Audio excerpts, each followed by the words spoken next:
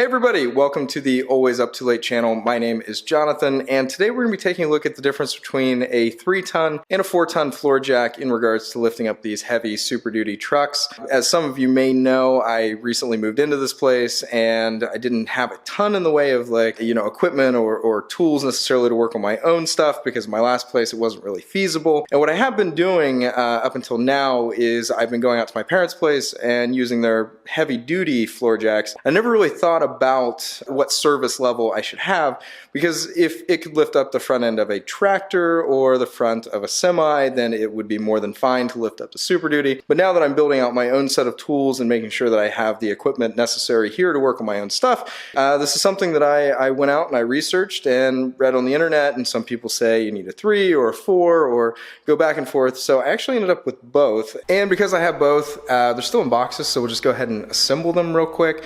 And looking at the boxes themselves, the 3-ton is slightly smaller box but a little bit taller, and this one, yeah, a little bit longer, slightly shorter box. Let's go ahead and get this one apart and assembled, and we'll take a look at it.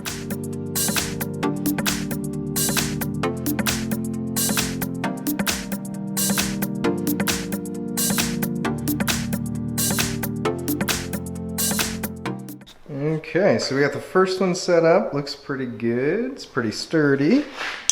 We'll go ahead and set up this 4-ton here.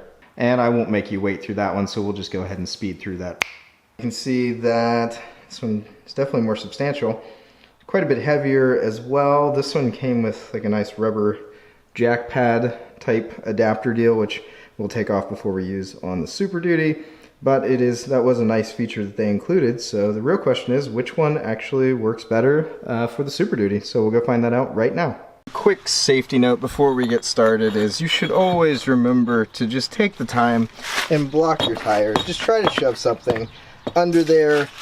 I mean, you don't want to have any accidents, and it takes, 30 seconds to just put something under the tire there, especially if you're going to be jacking it up and messing with it. You should just go ahead and do this just for good measure.